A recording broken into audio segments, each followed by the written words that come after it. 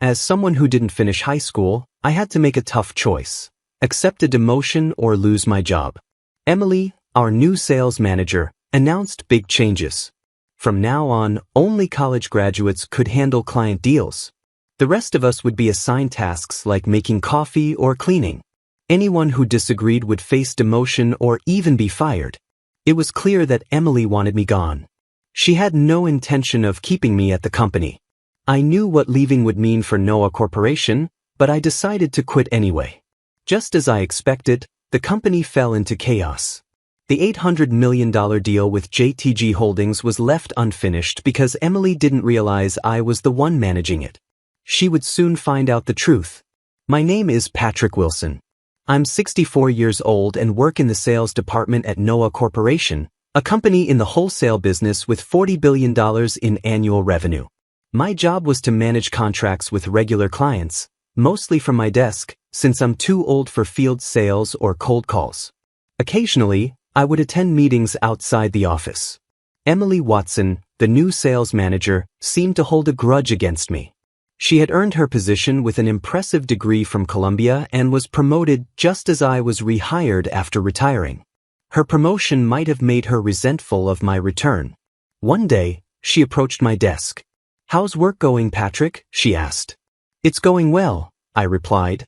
She gave a sly smile and said, "Not making much progress, are you? Reading documents must be hard with your aging eyesight." I stayed calm, even though her comment stung. It's true that about half of retirees like me get rehired, so my situation wasn't unusual. I admitted my eyesight wasn't as sharp as the younger staff, but I didn't let her get under my skin. Emily didn't stop there. "You should have stayed retired. You weren't much help even before you left. Is it because you didn't finish high school and can't afford to live? You're just stealing a paycheck." I know not having a high school diploma makes people see me differently. In a world where education is so important, being a 62-year-old high school dropout isn't common. It's hard to be taken seriously, especially when I've never been able to reach a managerial role. Emily, our sales manager, had been reminding me of this for the past 3 years, ever since she got promoted. It was clear she wanted me out of the company. One day, she placed a pile of documents on my desk. "Here's some extra work for you," she said. "You should be grateful." I already had my own tasks to handle, but she seemed to think I wasn't doing enough. Looking at the extra workload, I sighed, realizing it would mean staying late again. "Understand?" she asked with a smirk. "You're surprisingly obedient. Even with your long career, being a high school dropout means you have to follow orders from younger people. I wouldn't want to be in your shoes." Her words made the room feel tense, and her dismissive tone left me feeling uneasy. A few days later, Emily called the sales team together for a meeting. She announced a shocking new plan. "From now on, you'll only handle paperwork," she said to us. "And make sure to serve tea to the college graduates so they can work comfortably." I tried to speak up. "But I have ongoing deals I'm responsible for." Emily interrupted me sharply. "Those deals will be handled by the college graduates. As a high school dropout, you don't need to worry about them. Now, go get some tea." She then turned to another employee and said, "You'll be in charge of keeping the entire building spotless. No dust allowed." When the employee protested, saying they also had deals to manage, Emily snapped, "I've already told you, the deals will be managed by the college graduates. Don't make me repeat myself." Her reasoning for the new assignments didn't make sense to anyone in the room. Seeing the confusion on our faces, Emily tried to explain further. "From now on, high school dropouts and graduates will do the grunt work," she said. "College graduates will manage all the deals. This is the most efficient way to run things. Does anyone have a problem with this plan?" She looked around the room, daring anyone to speak up. "Feel free to share your thoughts or concerns if you have any questions about the new system," she added, though her tone made it clear she wasn't really open to feedback. When someone finally spoke up, they said, "If we suddenly replace the person handling these deals, our clients might lose trust in us." Emily snapped back, "That's exactly why uneducated people are useless. Clients don't trust them and want someone better in charge. Don't you understand that?" The employee fell silent, unable to argue further. Emily continued, If you can't accept these changes, you'll be transferred to our distribution center in South Dakota. If that doesn't suit you, you're free to leave." The room went quiet. Everyone knew about the distribution center in South Dakota. It was infamous for dull, repetitive work like sorting and moving packages all day. The pay there was lower than at headquarters, so no one wanted to be sent there. Even if it meant doing basic tasks like cleaning or making tea, employees preferred to stay at headquarters. I couldn't understand how Emily's decisions would help Noah Corporation. Finally, I spoke up, unable to hold back. Changing the person handling ongoing deals will only make clients trust us less. There's a rhythm to these transactions, and disrupting it will create problems. Emily shot me an icy glare. "What's your problem?" she demanded. Her harsh tone caught me off guard, and I could only manage an awkward smile. As someone without a high school diploma, I'd grown used to moments like this. Emily's victorious smirk made it clear she believed she'd won. "People like you, who didn't even finish school, have limited options," she said coldly. "You're past your prime and bring no value to the company. There's no reason to keep you here." Her words stunned me, but they weren't surprising. Emily had been targeting me from the start. Whether you have a diploma or not, it seems people like me are always pushed into menial tasks. My age only gave her more reasons to want me out of the company. I thought about her threats. "I don't mind working in South Dakota," I said, trying to keep my tone steady. "They often need part-time workers there. I'm sure they'd appreciate a full-time employee like me. But let's be honest. If someone like me, a 62-year-old grandfather, shows up, they might think I'm not a good fit for the job." Emily laughed. "So, what's your plan then?" I hesitated, weighing my options. It was clear this whole situation was Emily's decision alone. The CEO and HR probably didn't know about these changes. If they did, I doubted they'd approve of them. I could report Emily, but honestly, I was exhausted by her constant hostility. I had saved enough for retirement, so leaving didn't seem like such a bad idea. After a moment, I said, "I'll quit." Emily pretended to look disappointed. "If you wanted to keep working, you should have gone to the distribution center," she said. The other employees were shocked. One of them tried to speak up. "Quiet," Emily snapped. "Lower-level staff should stay out of this." Her response showed she didn't care about the growing tension. I didn't see any point in arguing further after the way I'd been treated. "Should I write my resignation letter?" I asked. Emily nodded. "Yes, do that. At least you know how to handle that at your age." I quickly wrote the resignation letter, feeling strange about how it had all ended. I never thought my time at the company would end like this. When I asked about the handover process, Emily shrugged it off. "No need for that. You only handle paperwork anyway." Her tone was dismissive, and she seemed eager to see me leave. She even chuckled as if she had been waiting for this moment for a long time. I thanked her and left. The other employees looked worried, but Emily didn't seem to notice. She was too busy enjoying her small victory. I knew that without me, chaos would soon follow, and it would be her problem to fix. The next day, while I was relaxing at home, Emily kept calling me. I ignored her at first, but she was relentless. Finally, I answered. "Patrick, what's going on?" she demanded, skipping any pleasantries. Her tone made it clear that the company was in trouble. She explained the situation. Apparently, she had created a department where only college graduates handled deals, managing to divide the work without the HR department or CEO knowing. For a while, she thought everything was going smoothly and was proud of herself. "Please," she said, her tone now desperate.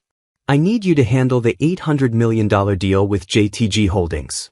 They bring in $2 billion in annual revenue, and continuing this relationship is critical for the company." There was an uncomfortable silence after her request. "Isn't the $800 million deal happening today?" she asked. "All our deals are now managed by college graduates. It's bound to succeed, so there's no need to worry." But the employees exchanged uneasy glances. Finally, one of my former coworkers spoke up. "Manager Emily, he resigned yesterday." Emily's face fell. "What? Are you saying he was in charge of the $800 million deal?" The truth hit her hard. "There's no way someone inexperienced can handle something so big," she muttered, trying to deny the reality. But the employees knew the truth and couldn't change it. Hoping to fix the situation, Emily turned to one of the employees. "You have a Stanford degree, don't you? You can take over the deal, right?" The employee hesitated, looking nervous. Finally, he admitted quietly, "I don't think I'm ready for this. I think the client will only be satisfied if Patrick handles it," the young man told Emily. "Enough," Emily snapped. "If I say do it, then do it. If an uneducated dropout can manage it, so can you." Her frustration was obvious. The young man reluctantly agreed, but when he contacted the client, they insisted on speaking with me. He reported back to Emily. "I told you, the client wants Patrick," he said. Emily was shocked. How could they possibly want someone like him? A high school dropout? What could he contribute, especially without the energy to make sales? She asked, clearly baffled. One of my colleagues stepped in. "Aren't you aware of Patrick's impressive career? His resume might not be fancy, but he's highly respected in the industry. Many major companies work with us because of him." Emily, who was only 23 and a recent graduate, had been in the same department for 3 years. She had always focused on my lack of formal education and ignored my reputation because she didn't like me. No one dared to bring up my background in her presence. "What do you mean?" Emily asked, now curious. "If you only look at resumes, you might not understand his background," my colleague explained. "But Patrick is very well known. Many large companies choose to work with us because of him." Realizing it wasn't appropriate to share more, my colleague stopped talking. Emily, who had fired me just the day before, now found herself calling me in desperation. "What's going on?" she asked, clearly upset. I decided to explain calmly. "It's true that I'm somewhat known in the industry. I inherited my sales talent from my grandfather, who was also a CEO. Thanks to him, many companies continued to trust and do business with me. Nearly 41 years ago, I handled major deals with top trading companies. Back then, I was considered a legendary salesman." I paused, then continued, "My story started when I was in middle school. My grandfather was the CEO of Wilson Corporation, a conglomerate with annual revenues of over $2 billion. I admired him deeply and used to help out during my school vacations, doing simple tasks like making tea and cleaning. Those tasks might have seemed small, but I was thrilled to be part of his company. While others chose to pursue higher education, I was determined to work for my grandfather. It was a risky decision, but I was serious about it. I convinced my parents and grandfather to let me work and study at the same time. I joined Wilson Corporation right after middle school, doing basic tasks until I turned 21. I loved every moment of it. When I finally got a chance to work in sales, I felt excited beyond words. It wasn't an easy journey. Securing contracts was tough, and I had to improve my approach constantly. But I never gave up. When I secured my first contract, the feeling was incredible. For the first time, I truly felt like a salesman. My skills started improving quickly, and by the time I was 26, I landed a major deal with a big company. This was a turning point for me. I learned the secret to success, understanding clients' needs and offering solutions that worked for them. This approach helped their businesses grow, and soon word spread that working with me always meant profit. Deals started flowing in, and the sales manager began trusting me with bigger responsibilities. Companies began requesting me by name, and I made sure to close those deals while building trust both within my company and with clients. I quickly became the top salesman, and even executives from major firms knew my name. My performance brought me praise and job offers from other companies, but I stayed loyal to Wilson Corporation because I loved my grandfather's company. I worked hard to make every deal profitable, and many young salespeople looked up to me. Even though I never bragged about my success, I knew people considered me a legend in the industry. When my grandfather retired at the age of 76, the executive vice president took over as CEO. My father wasn't interested in running the company, and at just 28, I was too young to take on that role. As the company changed under new leadership, it wasn't the same place I had known since middle school. I felt sad watching those changes and eventually decided to start fresh somewhere else. After ensuring all my responsibilities were handed over properly, I left Wilson Corporation. Despite receiving many offers from big companies, I joined Noah Corporation when I was 37. Since then, I've worked in sales at Noah Corporation. I stepped back from high-profile roles to give younger employees a chance to shine. Over the years, I secured all the company's major clients. Because of this, it's no surprise they now refuse to continue their deals without me. I focused so much on closing deals that I didn't have time for administrative tasks, which is why I never held an official managerial title. However, my salary was equal to that of managers. I had started gradually passing my responsibilities to younger employees, but being forced to resign so suddenly meant I couldn't properly say goodbye or complete the handover process. Now, clients are refusing to move forward without me. Emily was furious. "Why didn't you tell me all this earlier?" she demanded. "I did ask if a handover was necessary," I replied calmly. "If it was so important, you should have made it clear." Emily then said I needed to inform the clients about the handover and convince them to continue doing business with Noah Corporation. I refused. Building trust is the foundation of business, and if I reached out to clients about internal issues after resigning, they would lose confidence in the company and the deals would fall apart quickly. Noah Corporation's annual revenue is $4 billion, but $2.5 billion of that comes from deals I had secured. The $800 million deal was already in jeopardy, and at this rate, the company could face serious trouble. "Come back to Noah Corporation," Emily said, her tone urgent. "I'll talk to HR, report to work immediately." I declined. "Even if I come back, you'll still treat me like a burden. I can't work under someone who judges people only by their resumes and education." Emily's frustration was obvious. She had realized that the company's biggest deals came from my connections and was terrified of losing them. That's why she was so desperate to bring me back, even after firing me. I decided to be honest. Every day, I was insulted for being a high school dropout. I was pushed aside and treated unfairly. I can't work under someone who only cares about degrees and resumes. Even if I agreed to save the deals, you just see me as a burden again. I doubted Emily would truly change. Her inability to build trust was her own problem. "Is that all?" I asked. "Since I've retired, I'd like to relax." Before she could respond, I hung up and blocked her number. Later, I heard that Noah Corporation was in serious trouble. Not only was the $800 million deal affected, but I had also been managing other big deals worth $600 million, $200 million, and $2 billion. When I missed meetings with those clients, they became suspicious.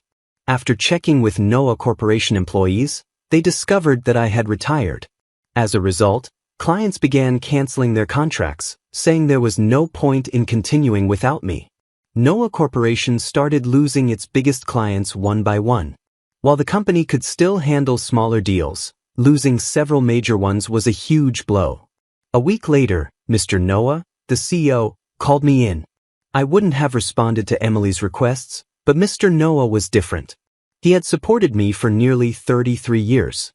When I arrived at the office, I saw Emily sitting quietly in a corner, looking dejected.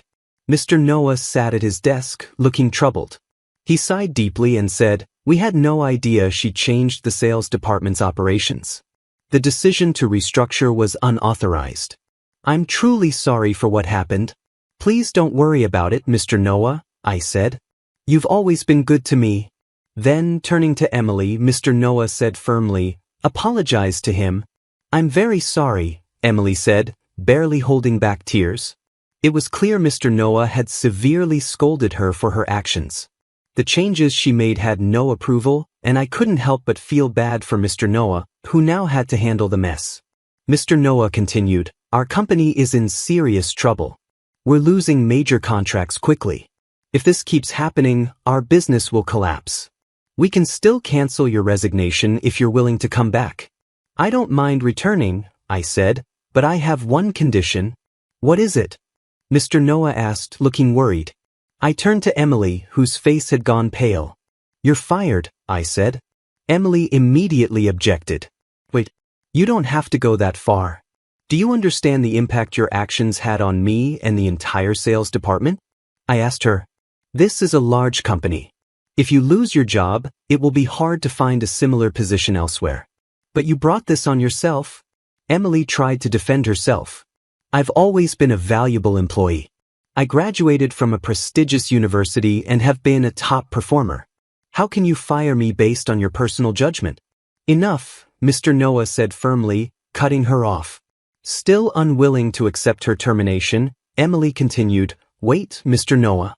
Dismissing me is unfair. I've contributed to this company ever since I joined as a new graduate. Do you understand what this decision means? Mr. Noah glared at her. You made changes on your own without thinking about how they would affect your employees. That's unacceptable. Emily fell silent. I then spoke to her directly. I may be older and my strength isn't what it used to be, but there's a limit to how much disrespect I can take.